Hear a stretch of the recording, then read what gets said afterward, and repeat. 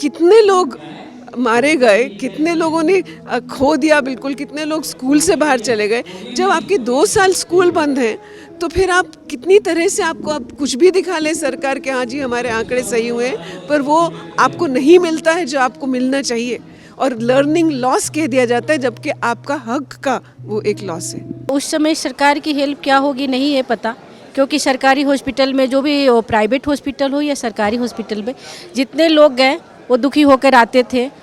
बंद कर दिया जाता था पेशेंट के हवाले करके, वो चाहे फिर वो फीवर उसको हो या सर दर्द हो, मगर वो कोविड के नाम पे उन्हें एक तरह से सज़ा मिली है और कुछ नहीं है। एक तरह से हमारी जो जो सरकार है वो हर तरफ से हमको क्लॉस्ट्रोफोबिक कर रही है। मैं तो मुसलमान हूँ, तो मैं समझ सकते हैं कि मैं क्या महसूस करती हूँ। आप लोग नहीं होते तो हम तो बिल्कुल समझो मर ही जाते। जितना डर कोरोना के वायरस इन्फेक्शन नहीं था, हेल्थ का इशू नहीं था, उससे ज़्यादा सरकार ने उसको एक अवसर बना लिया सभी तरह की बंदियां लगाने के लिए। अब कोरोना ही लगता, ना किसी से बात करना है ना किसी से भेंट करना है, जे जहाँ बा वहीं रहो। और जे अगर वो चल गई लग, जरा सर्दी धले लग, नाक में पानी आ गई तो हो गई जी इसका कोरोना है, इसका ले जाओ हॉस्पिटल में। हॉस्पिटल में जात बन तो कोरोना एक भर, तो वहाँ हॉस्पिटल वाला 2 बार दवा करके तहाँ जियत जात बड़न, मोरल वहाँ ले आवत बड़न। नमस्कार, न्यूज़ क्लिप में आपका स्वागत है। आज हम मौजूद हैं जवाहर भवन में, जहां पर 2 दिवसीय एक तरीके की परिचर्चा रखी गई है, जिसके अंदर देश भर के लगभग 19 राज्यों से लोग पहुंचे हैं। कई सारे तमाम जन संगठन हैं। ये सभी लोग 5 साल पहले जिस तरीके से देश में या दुनिया में एक तरह की आपदा आई थी, आपदा कहें महामारी कहें, कोरोना जब आया था, उस दौरान क्या हुआ था, उस दौरान जो लोग मारे गए थे उनको याद कर रहे हैं, और उस कोरोना के दौरान और कोरोना के बाद आज तक क्या बदला है, उस दौरान कितने अधिकार छीने गए लोगों से, या फिर जिन लोगों की जानें गई वो क्या सिर्फ एक आपदा के कारण गई थी या और भी कुछ था। इन सब पर अलग अलग राज्यों से लोग आए, अलग अलग क्षेत्र से लोग आए, उन्होंने चर्चा करी है। अलग अलग वर्कर्स यूनियन से लोग हैं, हेल्थ सेक्टर में काम करने वाले लोग हैं, इन्वायरमेंट पर काम करने वाले लोग हैं, अलग अलग सेक्टर जेंडर जैसे सवालों पर काम करने वाले लोग हैं। सब लोग जुटे और सब ने एक चर्चा करी है इसके, और इन्होंने सरकार के खिलाफ एक तरीके चार्जशीट फाइल कर रहे हैं। तो यहाँ जो लोग शामिल हुए उनसे बात करते हैं, समझने का प्रयास कर रहे हैं जो ये कार्यक्रम का मकसद क्या, और इसके अलावा इस दौरान उनका अनुभव क्या रहा है पिछले 5 सालों में कोरोना के बाद में वो लोग क्या देख रहे हैं और वो क्या याद करना चाहते हैं आज भी, और जिसको उन्होंने पोस्टर लिखा भी है अपने डॉक्यूमेंट्स के अंदर, हम भूले नहीं हैं इस तरीके से उस दौरान क्या हुआ था। चलिए आइए सुनते हैं क्या कहते हैं लोग। कोविड बहुत ख़तरनाक और बहुत दर्दनाक एक हवा था, और जो स्थिति हुई थी उस समय, चूँकि मैं मुक्ति धाम के बगल में ही रहती हूँ, कोविड के समय बहुत ख़राब स्थिति हुई थी। जब वो मशीन द्वारा लाश जलाए जा रहे थे, बॉडी को जलाए जा रहे थे, तो जो वहाँ पे रहने वाले पब्लिक जो भी है, वहाँ पे मोहल्ले हुए होते हैं, वो रात में पूरे अंधेरे छा जाता था और पूरा उसकी धुआं पब्लिक को बहुत परेशान हुई। हाँ, शमशान घाट। तो वहाँ पर जो कि मशीन से जलाया जा रहा था बॉडी को एक साथ, एकदम मक्खी मच्छर की तरह, बहुत ख़तरनाक वो सीन था। और बहुत मुश्किलों के साथ हम सब गुजरे। हमारे भी यहाँ हमारे मकान में भी किसी एक को कोविड हो गया था, और समाज सेविका होने के कारण हम सबको बहुत परेशानी उठानी पड़ी। घर में उसी मकान में रहते हुए भी उसमें लॉक कर दिया गया था, हम लोग बाहर निकलना मुश्किल था, बाहर वाले अंदर जाने मुश्किल हो गए थे, लोगों को घर में खाने की दिक्कत थी। हम सब तो कुछ कलेक्ट करके खाना बांटने के काम हो या चावल बांटने के काम हो, जो भी हो सकता है समाज सेविका के अनुसार हम सब ने किया। कोरोना के समय शिक्षा के साथ जो हुआ है वो बहुत ही ज़्यादती है बच्चों के साथ, संवैधानिक जो हमारे हक है उनके साथ।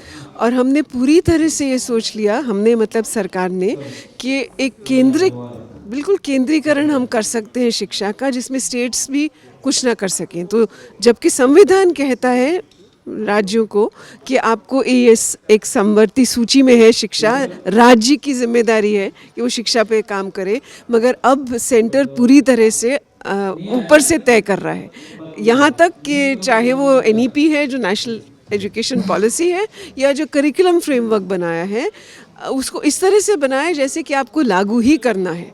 जो कोरोना का समय में एकदम 4 घंटे के अंदर पेंडेमिक जिस तरह से थोपा गया, वो बहुत ही गलत चीज़ लगती है, क्योंकि मेरे समझ में वैज्ञानिकों ने कुछ पहले सरकार को सूचना दी थी, लेकिन तब उसको थोड़ा नज़रअंदाज किया गया, शायद पॉलिटिकल रीज़न से, क्योंकि ट्रम्प इंडिया में आने वाले थे और तब तक सरकार नहीं चाहती थी कि ये जो आपत्ति आ रही उसके बारे में कुछ भी वाच्यता हो।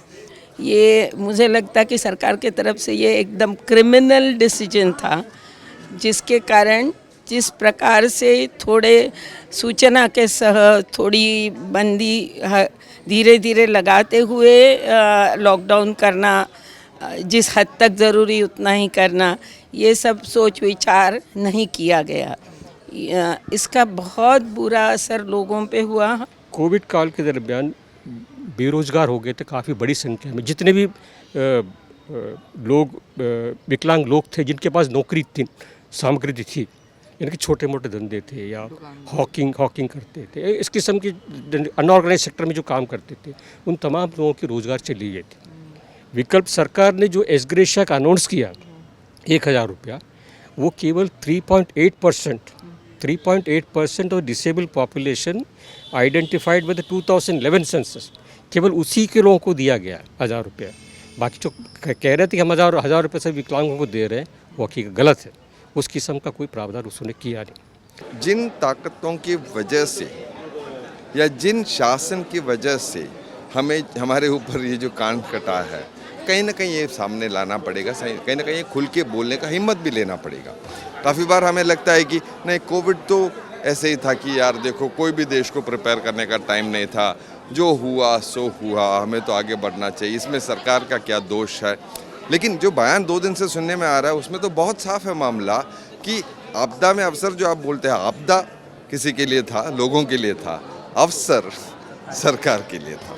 तो एक मजाक बन गया एक तरीके से गवर्नेंस का, शासन का। तो हम कहाँ शासन का उम्मीद रख रहा है और सुशासन की बात दुनिया भर में हो रहा है और जनता का अनुभव जो है कुशासन का है। तो ये मामला बहुत साफ सामने भी आ रहा है। सरकार ने तो इसको जो है एक ऐसा माध्यम बना दिया है कि आप हर कुछ ऑनलाइन कर दिया है, ठीक है। वहाँ वो सुविधा है कि नहीं है, इंटरनेट है कि नहीं है, सिग्नल है कि नहीं है, लेकिन सारी चीज़ें ऑनलाइन कर दी। सरकार तो जो है बेवकूफ़ बनाने का काम करती है। इन्होंने रिवर्स माइग्रेशन को लेकर के एक वो चलाया था उत्तराखंड के भीतर, बहुत सारी योजना चलाई थी। तो हमने हमारे वहाँ जो गांव में जो लड़के वापस लौट के आए थे, तो हम लोगों ने कहा कि आवेदन करिए। जब आवेदन में जाता तो पैसा कौन देगा, पैसा बैंक देगा। तो बैंक कह रहा है आपने जो है ये इनकम टैक्स ITR की रिपोर्ट लेके आओ। भाई अगर हम इनकम टैक्स दे ही रहे होते, फिर हम आपके यहाँ ये भैंस पालने के लिए, मुर्गी पालने के लिए योजना में अप्लाई करते। तो इस तरह का पूरा सरकार जो है बेवकूफ़ बनाने वाला काम कर रही है। कोरोना के टाइम में जो है वन गुजरों को जो दिक्कत आई, क्योंकि जब दूध बिकना बंद हो गया तो उन्होंने जो भैंसों के जो बच्चे होते वो साथ में छोड़ दिए। किसी ने ज़्यादा दूध पी लिया, वैसे वो बच्चा मर गया, और किसी भैंसों के थन ख़राब हुए, ऐन ख़राब हुआ, जो मतलब आय का स्रोत बिल्कुल बंद हो गया। और फॉरेस्ट डिपार्टमेंट ने एक रवैया ये निकाले कि ये तो ना प्रोटेक्ट कर सकते हैं ना कुछ, उन्होंने जो है लोगों को हटाने का शुरुआत कर दिया।